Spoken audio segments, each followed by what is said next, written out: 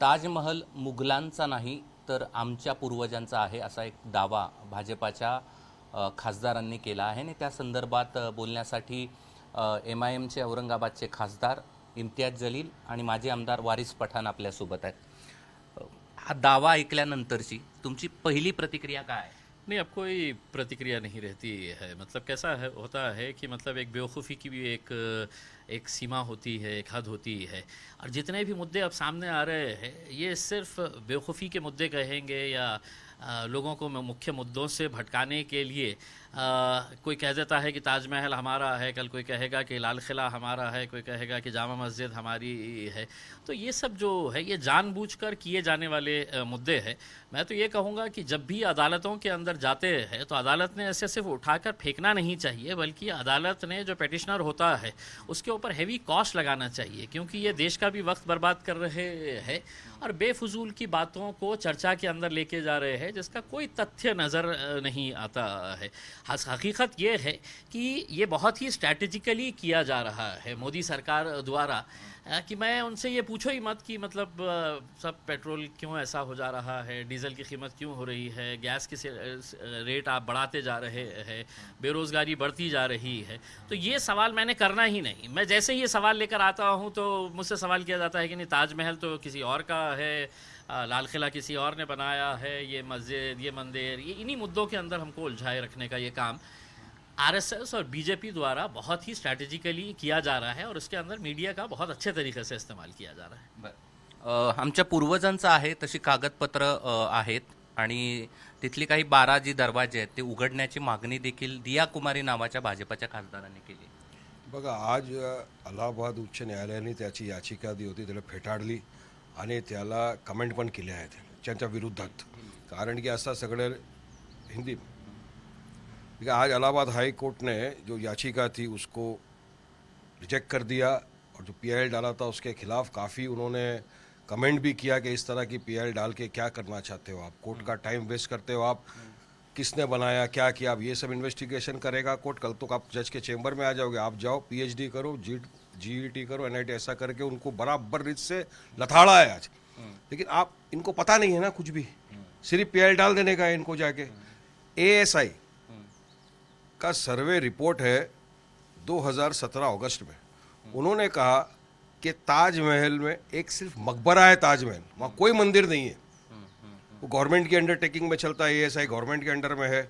उसका report court ने उसका संज्ञान लिया है और कोर्ट ने कहा है कि ताजमहल है, तेजो महल नहीं है। तो ये लोग कोर्ट की बात नहीं मानते, संविधान को नहीं मानते, कायदे कानून का पालन नहीं करते, तो किस चीज़ का पालन करेंगे ये लोग? ये आए ज्ञानवापी से, ज्ञानवापी के बाद में ताजमहल पे चले गए। अब तो पूरे हिंदुस्तान की जितनी भी है मॉन्यूमेंट सबको BJP हिस्ट्री को ख़त्म करना चाहती है, संविधान का गला घोटना चाहती है, लोकतंत्र का गला घोट ही रहे रोज, आप देख रहे हो आप और हम। तो मैं समझता हूँ कि ये एक सोची समझी साजिश है। आज लोग सवाल कर रहे हैं भाजपा से कि बताओ Modi ji, petrol diesel gas के भाव जो आसमान को छू रहे हैं उनके लिए क्या कोई नीति है आपके पास? आज रुपया इतना गिर चुका है डॉलर के बनिस्बत कि जो कभी था नहीं, और अगर इसी तरह रहा तो हम और गिरते रहेंगे। श्रीलंका से बुरी हालत हो जाएगी हमारे देश की अगर इसी तरह इकोनॉमी को अगर आपने प्रॉपर रीत से नहीं संभाला तो। देश का युवा पुकार कर कह रहा है मुझे रोजगार कब मिलेगा, करोड़ों युवा बेरोजगार होके घूम रहा है देश में, वो भाजपा सरकार से गुहार लगा रहा है कि मोदी जी बताओ मुझे रोजगार कब मिलेगा। तो ये सारे सवालों के जवाब मोदी सरकार के पास है नहीं। इन सवालों का ध्यान भटकाने के लिए ये लोग आ गए इस तरह पे। अब इन सवालों के सबसे बेहतर उनके लिए कौन है? टारगेट करो मुसलमानों को।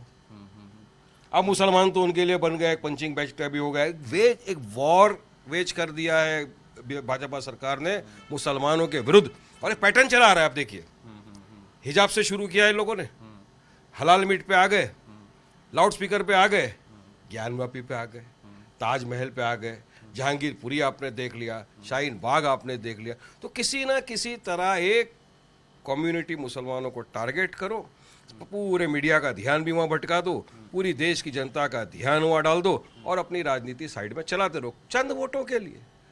पोलराइजेशन हो रही है और कुछ नहीं, और देश की जनता समझदार है, जानती है सब, अब बेवकूफ़ नहीं बनने वाली है। काही खोल्या ज्या आहेत ते बंद आहेत आणि त्या उघडल्या पाहिजेत आणि संशोधन केलं पाहिजे। त्यात काही कागदपत्र आहेत असं त्यांचं म्हणणं क्यों आहे. खोलना, क्यों खोलना? देखिए 1991 प्लेसेस ऑफ वर्शिप एक्ट जो है ना, वो पार्लियामेंट में पास हुआ।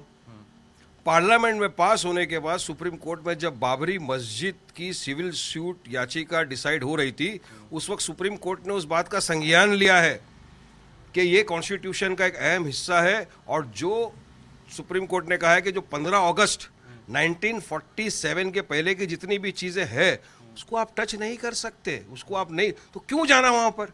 ये सिर्फ कॉमनल फ्लेयर अप देख रहे हो, हमारे देश के 6-7 राज्यों में तो चल ही रहा है, अब इस तरह का फ्लेयर अप कराना चाहते हैं। तो ये ध्यान भटकाने के लिए अब ये इस जगह आ गए कि ना ये कोर्ट को मानते हैं, ना पार्लियामेंट में पास हुए बिल को मान रहे हैं, ना संविधान को मान रहे हैं, किसी चीज को इनको मानना नहीं है। तो यही है, अभी आगे बीजेपी को तो समझ में आ गया कि उनकी हालत क्या है। हा मुद्दा कशासाठी? ध्यान भटकाने के लिए। देश का आज सबसे बड़ा मुद्दा क्या है आपको पता है ना? बढ़ती हुई महंगाई। आप कैमरामैन जो आए यहाँ पर, मुझे जाहिर सी बात है आप बैलगाड़ी या घोड़ागाड़ी में तो नहीं आए, आप मोटर कार में आए होंगे या बाइक पे आए होंगे, तो उसमें पेट्रोल डीजल भी लगा होगा ना। तो आपने जब पेट्रोल पंप पे गए, आपने पेट्रोल डीजल डाला, तो आपको पता नहीं क्या भाव हो गया है। तो ये महंगाई, उसके बाद आप सवाल करें घर में गैस जलता है कि आप स्विगी और जोमेटो से तो रोज खाना नहीं मंगाते, घर में चूल्हा भी जलता है आपके घर में, गैस, आपकी बीवी को पूछिए क्या भाव हो गया है उसका। बेरोजगारी बढ़ गई है, रोजगार कहाँ है लोगों के नाही, पास? त्यांनी असं म्हटलंय की मी ताजमहल पाडा असं म्हणणार नाही, परंतु त्या खोल्या उघडा. कशासाठी? कशासाठी? जर सुप्रीम कोर्टने असं म्हटलेलं आहे की ई ताजमहल आहे, एक मकबरा आहे, हे तेजू महाल आहे, नाही तर तुम्हाला कशासाठी तिथे जायचे आहे? कशासाठी तुम्ही अशी याचिका दायर करतात?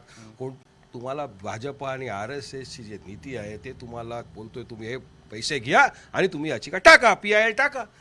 PIL मास्टर्स आहेत ते लोक, पण आज अलाहाबाद हायकोर्टने फेटाळला. आता बघूया पूर्वी काय होतो. ज्ञानव्यापीनंतर हा जो ताजमहलाचा मुद्दा या ठिकाणी आलेला आपल्याला पाहायला मिळतो आहे, या सगळ्याकडे तुम्ही खासदार म्हणून कसं बघता? नहीं, मैं जो भी पेटिशनर है वो अब इसको मैं दुर्भाग्य कहूँ कि वो इस लेवल के सांसद जो है वो मेरे साथ है तो पार्लियामेंट के अंदर बैठते हैं, और मैं समझता हूँ कि इनका खुद का कितना ज्ञान है ये पहले बहुत समझने की ज़रूरत है। ये बहुत ही, जैसा वारिस पठान ने बताया है, कि बहुत ही दुर्भाग्यपूर्ण ये बात है कि हम सबको अहम मुद्दों से भटकाकर ये बेफजूल के मुद्दों के अंदर उलझाया जा रहा है।